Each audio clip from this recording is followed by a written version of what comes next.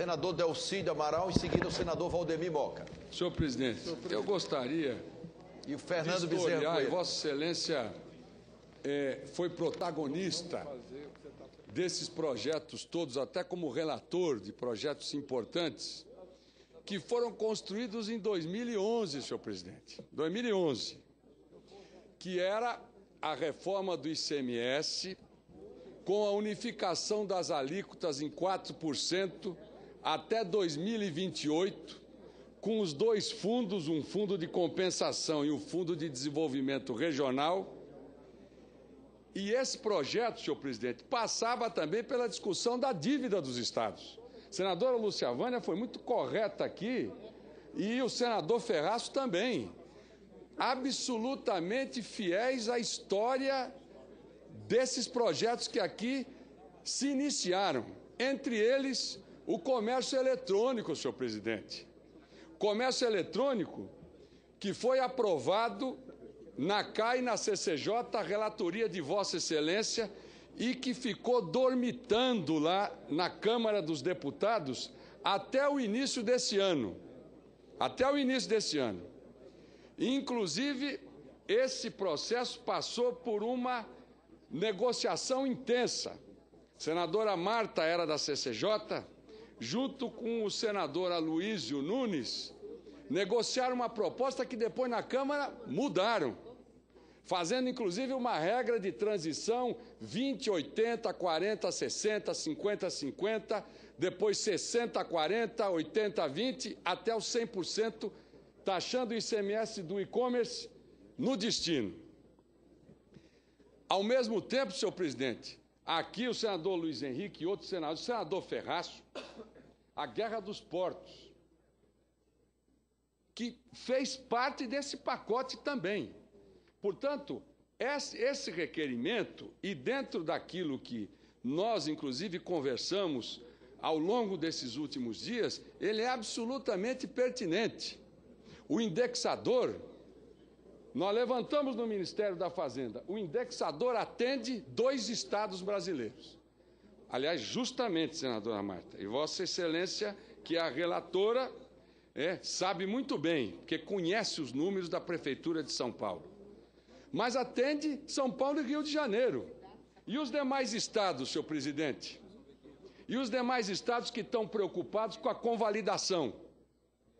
A convalidação que é uma espada de Damocles na cabeça de todas as unidades da federação, inclusive de São Paulo, que tem alguns incentivos. E essas distorções foram criadas, isso nós vamos ter oportunidade de debater, porque não é um projeto simples, todo mundo sabe aqui. O projeto inicial, senadora Lúcia Vânia, era de unanimidade, mas é em função da unanimidade é que nós não conseguíamos levar investimento para estado nenhum da federação. Por quê? Porque São Paulo exercia a unanimidade para segurar investimentos em outros estados. E a proposta que foi apresentada é da criação de um fundo de desenvolvimento regional para realmente trazer esse equilíbrio no desenvolvimento de todas as regiões do país, principalmente as regiões mais carentes. Então, esse é o conceito. Portanto, eu compreendo esse requerimento e que foi fruto de um entendimento de Vossa Excelência, que, conhecedor da federação e do dia a dia aqui do Senado Federal, compreendeu que essa vinda do ministro Levi à Comissão de Assuntos Econômicos é absolutamente fundamental. Não só, senhor presidente, para aprovar, para mostrar qual é o plano Levi, ou seja, quais são as medidas fiscais importantes. Se, em função das negociações, quais as propostas que o próprio Congresso Nacional pode apresentar para que efetivamente a gente alcance aquele número-alvo para fazer efetivamente uma reforma fiscal importante, ou ter um cuidado rigoroso com as contas do governo. Então, isso é muito importante e é o Congresso atuando intensamente, fortemente, com toda a experiência dos senadores e senadoras na Comissão de Assuntos Econômicos. E, ao mesmo tempo, senhor presidente, conhecendo o plano Levi, que não é só corte, que nós precisamos mostrar o seguinte, para onde o Brasil vai em função desses cortes. em função desse pacote fiscal, que eu acho que muitas das medidas não deveriam nem constar das medidas provisórias, que podiam ser, inclusive, decisões administrativas, como o defeso, que podia ser simplesmente um recadastramento. Então, senhor presidente, eu acho que essa é uma oportunidade ímpar. Como Vossa Excelência usou essa expressão, que agora colou, é o Plano Levi. É o que tem de corte, o que vem por aí, o que está se pensando e o que se projeta para o Brasil voltar a crescer.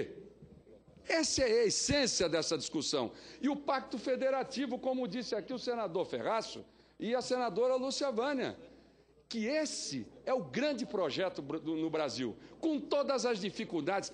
Todos os senadores e senadoras aqui sabem muito bem as dificuldades para se chegar a um consenso. E nós vamos ter que discutir isso no CONFAS. O senador Luiz Henrique, no ano passado, ele estava muito próximo, ele discutiu isso abertamente, sugeriu, inclusive, para que a gente fizesse agora, esse ano, uma reunião do CONFAS dentro da Comissão de Assuntos Econômicos. É importante enfatizar que esse projeto designa o CONFAS. Dá ao CONFAS a deliberação de decidir. Isso mesmo. É o CONFAS que terá que portanto, ouvindo todos os estados, e eu quero aqui dizer, até fazer justiça ao secretário André Calab, amigo nosso, que compreendeu a importância desse projeto, e inclusive que levou o senador Luiz Henrique a evoluir com esse projeto, como ele evoluiu no ano passado.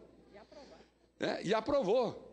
A resolução número 1, que está aqui também, que são as alíquotas interestaduais que cabem ao Senado Federal, como a Casa da Federação.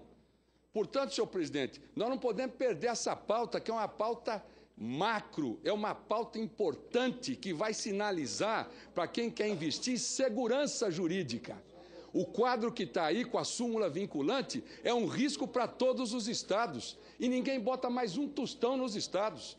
Então nós temos que discutir isso com coragem, reconhecendo as diferenças regionais que temos, as diferenças federativas, mas acho que essa decisão do requerimento é absolutamente pertinente. E eu tive com o ministro Levi hoje, e a intenção dele, ele está preparando um trabalho para fazer uma proposta consistente e que, mais do que nunca, os senadores tenham condição de, trabalhando com o Ministério da Fazenda, como o senador Luiz Henrique assim o fez, com a Comissão de Assuntos Econômicos, com o plenário, para a gente buscar a grande política que, sem dúvida nenhuma, vai ser fundamental para a macroeconomia brasileira. Esse é o registro que eu queria fazer, presidente, porque eu vivi isso desde o início, quando fui presidente da Comissão de Assuntos Econômicos pela primeira vez. Muito obrigado, presidente.